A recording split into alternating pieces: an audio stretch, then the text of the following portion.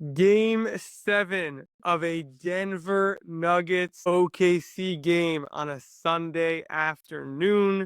We're going to recap it all for you. We are officially into the era now of the conference finals where there will never be two games of hoops in a night, only playoff and finals games.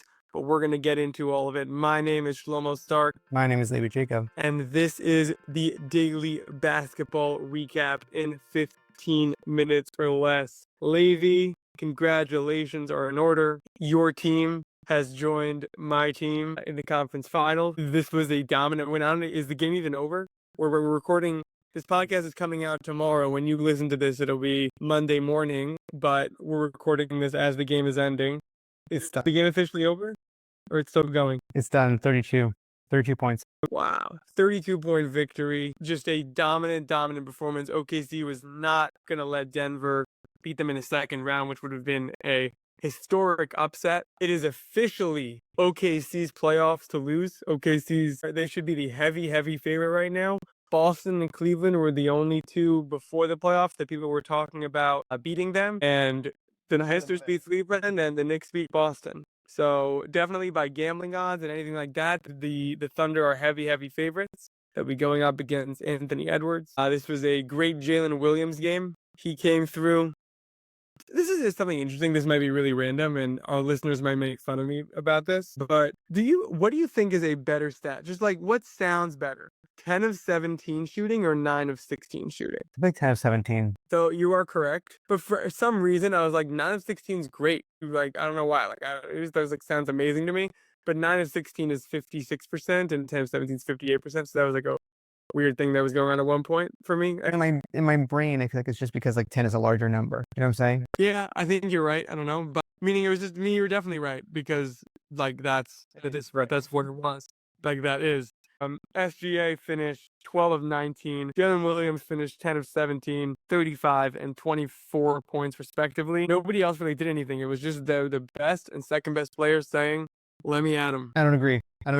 This actually was neither of their games. Well, this was all the offense was generated because Alex Caruso played the best defense on Nikola Jokic that I've ever seen in my life. It was the crazy, like it was like watching Tony Allen against Kevin Durant, but like in a more astounding way. I don't know how to, like my mind still can't understand. It's gonna happen with the Thunder and the Nuggets. Like there's always gonna be people who are like complaining about the officiating and everything. I get it, but he played incredible defense. Chet played incredible help defense. The offense, they got down about, I want to say 11 or 13 in the first quarter, and they just stayed the course the whole game. Full common collective. The 3-pointers came, the shots in the paint came. Everything was just, they had to endure. And this is like the championship team that we were seeing all season that we were like, oh, they're really good. This was the first time that I've in this series that I felt like, okay, like I'm like. First time since Memphis. Yeah. It's hard to disagree with that. Caruso, it was more Jokic, like he wasn't able to get shots up. Like he had 20 points, but he was 5 of 9 shooting. But they were everywhere. The Thunder were everywhere. It was so interesting. There was like so many different like steals that I was like, as a Thunder fan, I was watching and I was like, that was definitely a foul. Come on. And they like replayed it. They were so accurate with their steal attempts. It was like Cason Wallace had so many steals that like he just got exactly the ball. It was awesome. They did a really excellent job of team defense. Like all the way down the stretch. Jalen Williams was having a rough start to the game. He finished well. It was exactly what was needed, and they played awesome. And like Hartenstein, he got into foul trouble. He didn't even play so much in this game. Like so much of the defense was Caruso as the primary defender on Jokic. It was awesome. It was like, it's exactly what you want to see. If you think this team can like make it the distance, this is exactly what you want to see. It was awesome. It was good basketball. Very happy for them. I was rooting for Denver because I really like Jokic, as this podcast knows, but also I think that the Nuggets would be an easier team for the Knicks. But I'm getting ahead of myself. Yeah, no, I think that you should talk about the Knicks. I think that's definitely you need your time to shine and your thoughts out. Yes, I'm gonna let it all out. I let a shriek when I saw the New York Post delivered, and the OKC just made the Western Conference Finals. It is not the same thing at all. Friday night was such a moment for this loyal fan base who stuck through this team during the Marbury years, the Melo years, the dark era of the between Melo and Randall eras, which was like rookie 36-year-old rookie Pablo Prigioni era.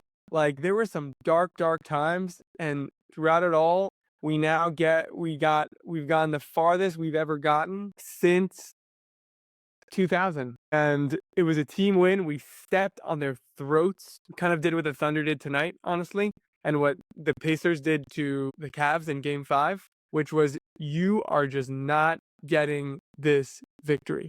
We are going to destroy you. And there's no reason that a Knicks team that did what they did last night, or Friday night, I should say, can't win the NBA Finals. Playing like that. Their floor is those 5 guys. That's their floor. They might have the best starting 5 in the NBA right now. If you go talent for talent, just top 5, they might have the best. You can make that case. I'm not going to try arguing it with you now, but you can make the case that their 1 through 5 is better than any 1 through 5 in the NBA. They could have gotten a backup center. They stuck with Mitch. Yeah, he was a plus 47. They overpaid for Mikal Bridges. Too many draft picks. He won games 4 and was very clutch in game 6 for them. They overpaid for OG Anunoby and Brunson.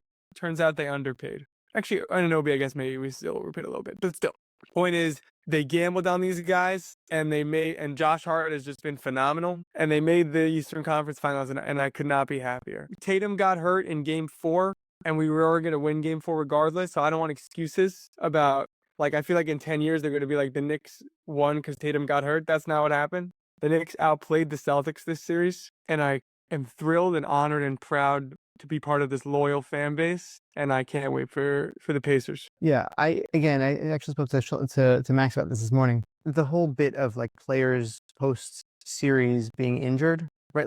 Like just the Jaylen Brown thing. That happens every series. But just witnessing Aaron Gordon actually out there limping, like that was a crazy one, because that was a pre like. They announced this morning he'll be out for a few weeks because of his hamstring. Right. And then they're like, wait, actually, he's going to play through it. That's not usually how it happens. It usually happens the Jaylen Brown way, which is like, Knicks win. By the way, Jaylen Brown was playing with a torn meniscus. Oh, Knicks lose, but Amari Stoudemire broke his hand in a fire because he punched a fire hydrant. Like, that's like the way these things happen, is you find LeBron has actually been like, need surgery after this. Like, right. That's usually how it happens. The Aaron Gordon thing was honestly nothing short of a miracle. Right. So the last time it's funny because last time I actually remember something to this extent happening was like Serge Ibaka had it wasn't a calf strain. It was something like really, it was like worse than that. I don't remember exactly what it was. And he wasn't going to play they had like a game 7 or a game 6 against the Spurs for the Thunder in like 2013 or 14. I'm not and it's like either right before or right after they traded Harden, like right around then. I think it might have been the season after. And it was like, oh, that sucks. Kendrick Perkins is going to be our defensive line now. And they were like, actually, he's playing. And it was like, what do you mean he's playing? What? It's crazy. And that was exactly why I took Aaron Gordon out there. But there's a lot of these players do this. I learned this from watching the movie Miracle, which is, there's some injuries, like let's say Achilles or others like that, where if you keep playing, you'll re-aggravate, you'll make the injury worse. Whereas some injuries, like a hamstring injury or a calf injury, depending on the injury, it is just extremely painful to play through it, but you won't actually make it worse. So props to Aaron Gordon for leaving it all out there. You could see the pain, and yeah, just well done. But the Thunder were too good. Oh well, Happy for you. I think also in regards to the Knicks, it was like a very, I feel like this is the game that they were like they had like the, the Brunson peaks and whatever. Like this was the game where it's like, okay, everyone like at least played like well. All 5 guys and the bench were phenomenal. Like I said, case for the Knicks is their 5 is arguably as good as any 5 in the league. The case against them is if their 5 don't play well, like it's really, really. Like, the Thunder could have a Kason Wallace game, an Isaiah Joe game, an Alex Caruso game, like you mentioned, and those are in like that. They're just so deep. And SGA is their best player, which we didn't even talk about that. Like SGA is better than any Knick, but like they're also deep. So it's like if SGA has a bad game, if Brunson has a bad game, the Knicks are losing. If SJ has a bad game, the Thunder can win a game. That's like that would be the Knicks' disadvantage. Cat, do you know how many threes Cat made this series? I think it was 2, right? It was 2 until game. Oh, until game 6. It was 2 until game 6, and then in game 6 he made. I'll get it for you exactly. In game 6 he made 1 for 6. So he made 3 3-pointers the entire series. And that's like his thing. Right. Although I'm really fine. My favorite Towns is when he's just posting people up. Because when he's in that Carmelo Anthony spot on like the baseline, he's lethal. Which is also crazy because the shot doesn't look like it's like it looks like it's like almost accidental. You know what I'm saying? Like with Carmelo Anthony, there's like an art to it, but with Cat, it just looks like it's Like the Isaiah Hartenstein floater. It goes in every time, even though it's the ugliest shot in the world. 100%. All right. One more thing though, where do you think the Nuggets go from here? I don't know why I wasn't prepared for that question, even though it was a really like normal question to ask. It's got to be trading Michael Porter Jr., right? What's his value? What other moves do they have? I don't think so. I don't think they're going to trade Murray because when Jokic and Murray are on, they are like, it's the best pick and roll in the game. So I don't think you want to trade that. If I were them, I would try to get deeper on the bench. I would trade Michael Porter Jr. for deeper bench players. Okay. I think Michael Porter Jr. had a bad season because of like personal reasons. Like he had his brother and like, I don't think he's like not good at basketball anymore. I think he just like had a tough year. But he's always been injury prone. Like meaning like But he's not hurt right now. Yes, he is. No, he played. This doesn't matter. His shoulder, he can't lift his shoulder above his waist. Okay, but he plays. I'm saying whatever you want to like. But he's Injuries. Like the guy plays. I think the reason. So I'm saying, I guess we're arguing it differently. I think the reason he did not play well this series is not because of injury. I think it's because he's just like not doing well on him mentally, and I think like he'll recover from that. But I'm saying this is kind of in the story of his like career. He's not obviously not the brother and the mental stuff, but I'm saying. Yeah, but I think you're gonna find one of the 30 teams that'll take that on him. Yeah, I don't think he's playing well. I'm sure in the series he was a minus $1 million. Yeah, it wasn't great.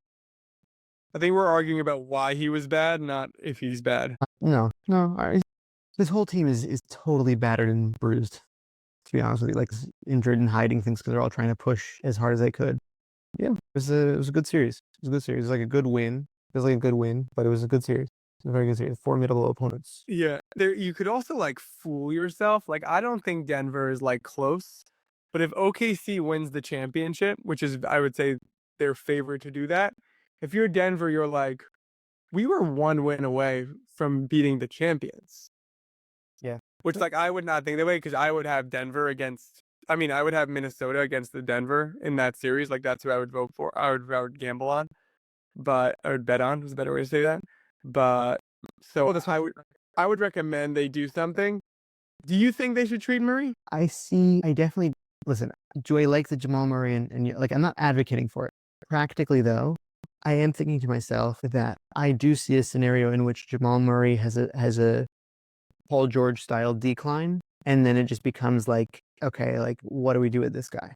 You know, like it could go from yeah. I feel like like we know that this team doesn't have what it takes to get to the finals. Yeah. So you're so funny because you're just you think you should trade him, but you're like you're saying it with not so much confidence. I think that it depends on what you're getting back. Like don't do That's every trade. But don't do a Chris Middleton for Kyle Kuzma kind of thing. You know what I'm saying?